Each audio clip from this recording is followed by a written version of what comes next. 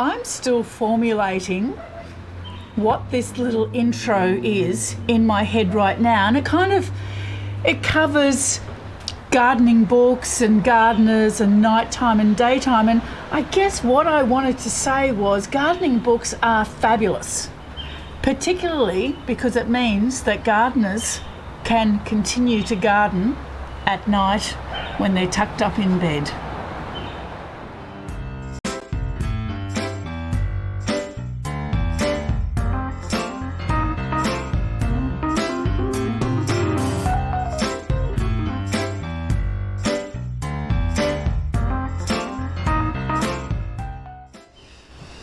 Well, Linda, I think that being outside like this on the front veranda of your little cabin is absolutely perfect. It's the perfect setting. You look fabulous. Oh, thank you. I'm so thrilled that you joined us, and I want to get straight into what is your first piece of random shit.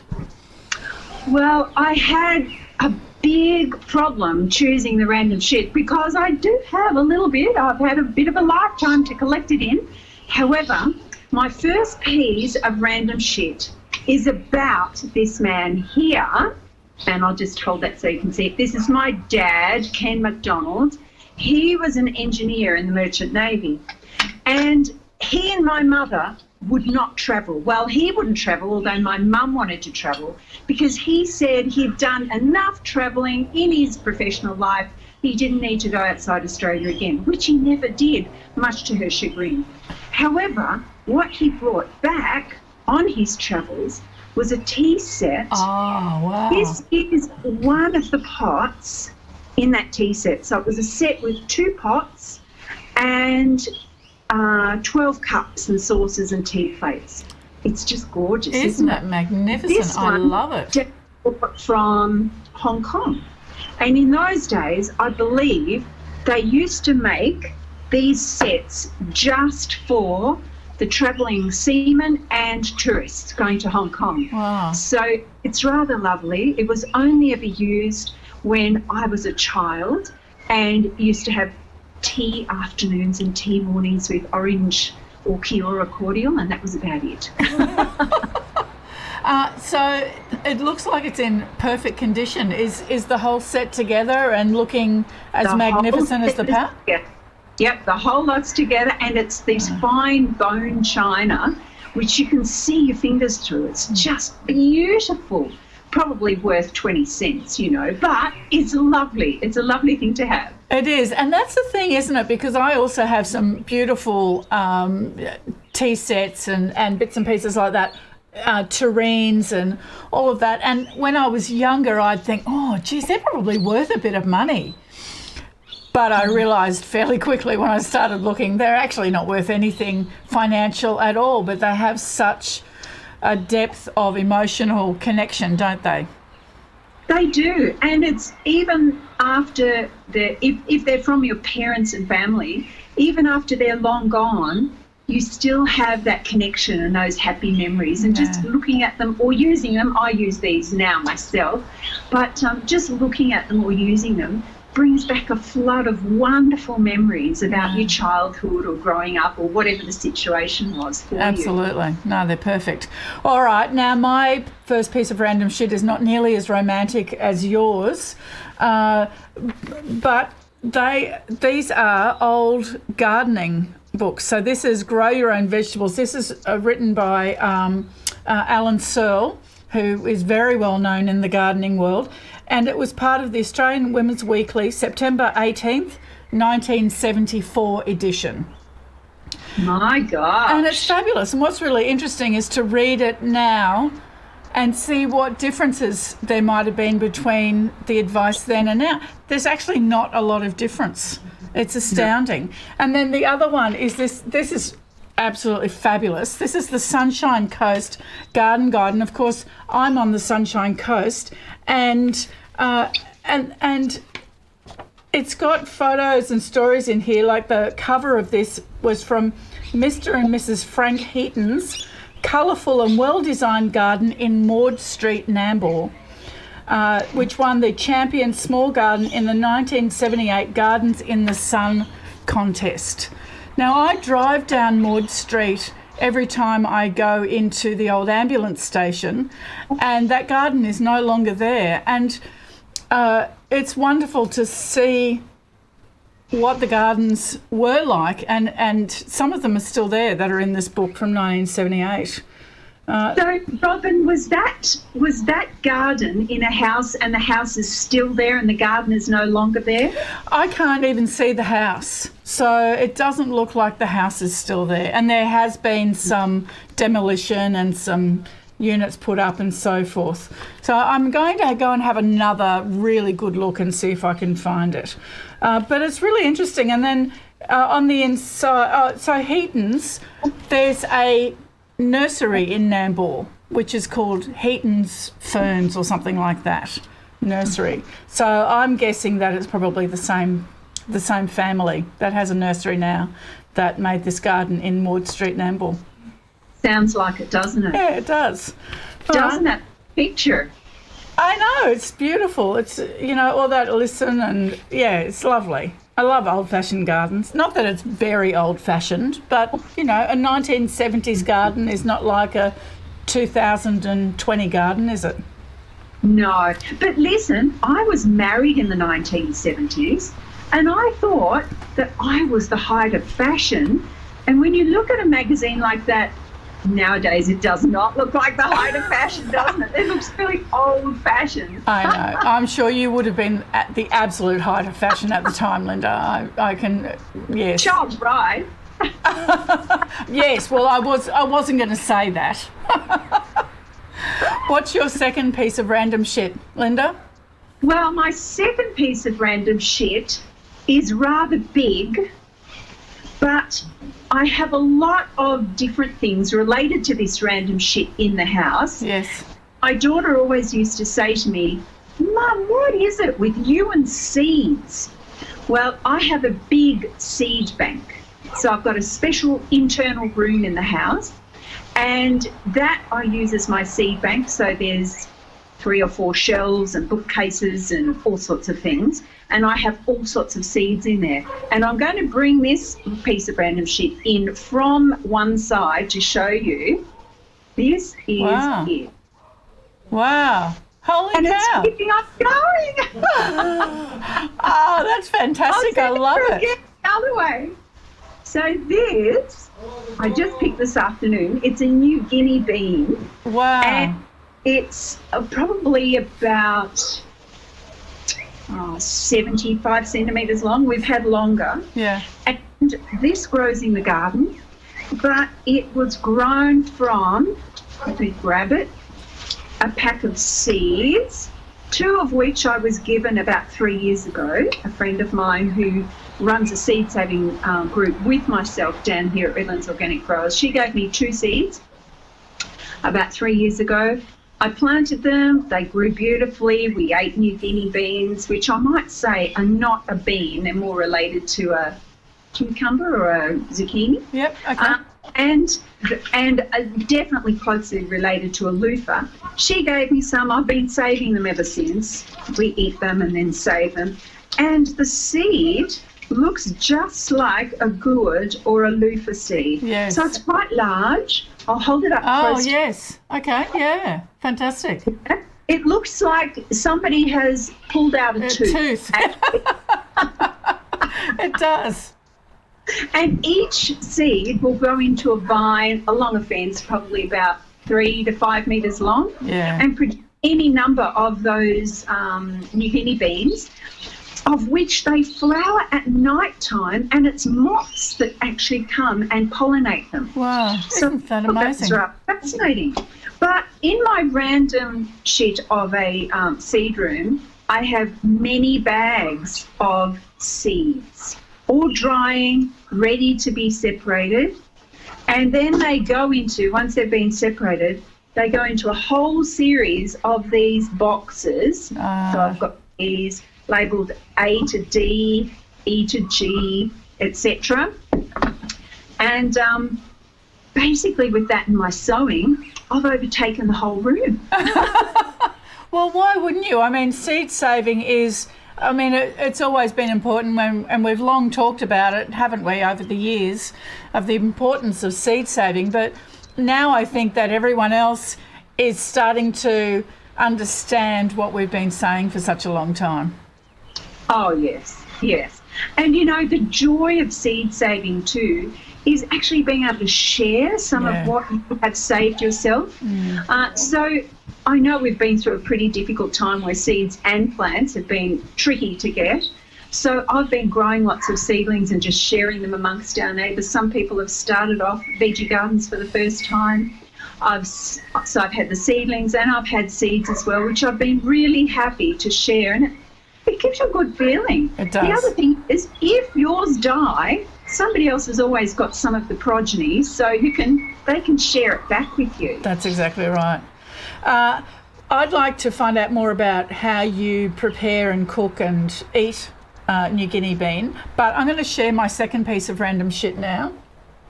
And it really is random and shit. So, again, what on earth are they? They're just, it's got a little pilot hole in there, so they've been drilled out of something. And they mean nothing other than what they represent is when I started working at Chevelham School in the garden there and being the garden teacher, I had a whole shed, which was massively exciting. And I started, like the box that you've got there with your seeds in it, I had boxes just like that, and I would have science equipment or art supplies or seedling transplant tools or, you know, whatever it might be. And I had just boxes and boxes and boxes all stacked up in the shelves full of very random, very odd. I didn't use the word shit then because I was at school and there were children and, you know, that kind of thing was frowned upon. But I had all of that there and it was wonderful, and it was really the beginning of my random shit collecting career because the kids would come and there'd be 30 kids come to the garden and they'd all go, oh, what can we do today, Robin? And I'd say, okay, well, you can do this, you can do this, you can do this, and you can do that. And there'd always be one or two kids that didn't want to do any of those things. And so I'd say, oh, just go into the shed and find something to do. And so they'd pull a box out and they'd find something like that and they would make things. And it was perfect because it was saving things from landfill, it was firing their imagination, it was tactile, and it, most importantly, kept them occupied for the 45-minute lesson that we had in the garden. That's beautiful. Yeah, so that's my second piece of random shit. Oh, well, I'm amazed, and I congratulate you for keeping that for so long. I know. Look, don't tell my sister, for goodness sake. She'd just go crazy. Oh, that's good. She'll reprimand me. Robin, you should get rid of that. Oh, well. Yeah. So now, Linda, can you show us around your beautiful little building there? Yes, let me tell you about it first. We were over in New Zealand last November and we went to the Taranaki Garden Show, or the Garden Festival. And one of the gardens we went to was called Stanley in the foothills at the toe of Mount Taranaki. And this Stanley garden was absolutely gorgeous. We got so many great ideas from it, one of which was a tiny little house that they had built in the grounds of the grounds of their garden. And I said to Damien at the time, you know, I'd like one of those. And he said, so would I. Damien's my husband. So we conspired to do this. But everything I do, I like to be eco-friendly because I'm an eco-educator. I like to use recycled and recycle things. And so this is all recycled. And we've just had it made. Let me take you for a tour around. I've had my iPhone sitting on a ladder, so I'll just move that away. And Jonathan, I'll point this around and show you the little house. How about that? Oh, there's our shed. Here we go. Oh, that's so gorgeous. So let me take you there. It's a bit tricky working backwards with the It phone, is. isn't it? Yeah. You're building Yes. up a whole new skill set, Linda. I'm so impressed. So it's about 2.5 by 3.5 metres internally, Yep. and it's all recycled. It was made from a house and a sunflower drying shed down in Canungra, Wow. and the windows came from somewhere else as well. And around the back, this is going to be my potting shed technically, but around the back, I'm not sure if I'm holding this correctly. Yeah, no, you're doing an excellent Am job. I doing that? Oh yeah, around the back here. Is that a grinder? This is very tricky. Okay, if I look at it. Oh, if I look at it like this, then I can see where it's going. So Yeah. around about here, this is my potting table with Yes. an old ladder that used to be at my brother's place, and a selection of old pots which were in the family as well. We had a famous orchid grower in our family for some time. There's a family bean slicer and moolie there. We have a big window which you can actually open right up, and the family reckon that's for cappuccinos when they order one. Around the side here, little house. I'm looking backwards. There we go. Oh, it's cement tubs, concrete tubs. Concrete tubs, yeah, I've had those. They were rescued from a place that was being demolished. Will I take you inside? Yeah, that'd be nice. It might be a little bit dark, but let's All right, have a well, look. let's see what happens. So I reckon your phone will before we adjust. go in, Jeff, the builder, gifted me 2 of those hurricane lamps on the Nice. day he finished this. And I specially wanted one of those wire doors, so he could only get a full-size one, so he's cut that down.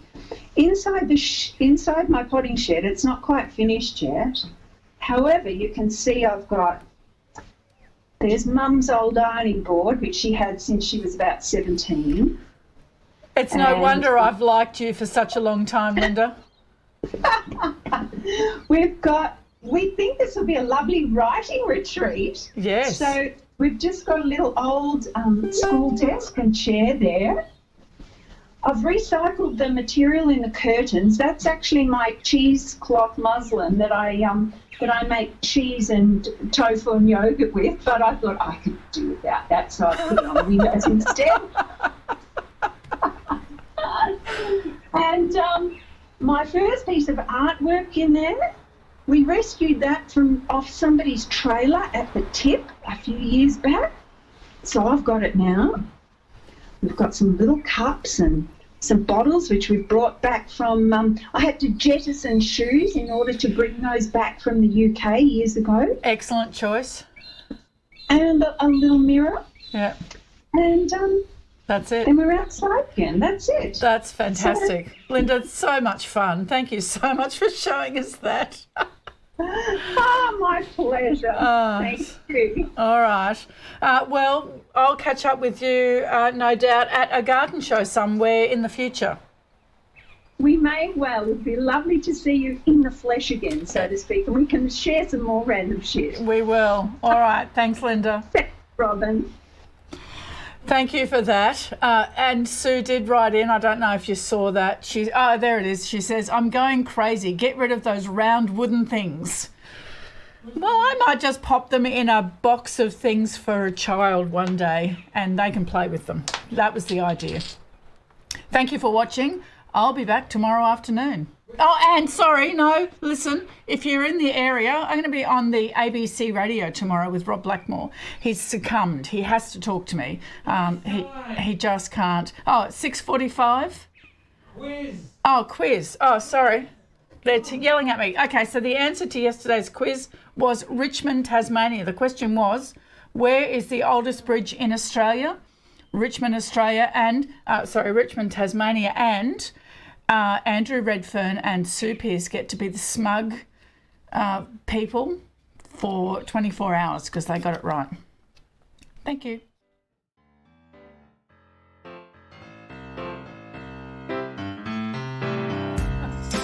That was fun. What a beautiful little space that is. I adore it. It's gorgeous. It's gorgeous. If the kids said, you know, if that was closer to the city, we'd be hiring it out from Airbnb. Well, you would, yeah, absolutely, yeah. But where are you? Down at Cleveland somewhere? Nearby in Capella. That's gorgeous, isn't it? It's still nice to have some bigger blocks down in that area.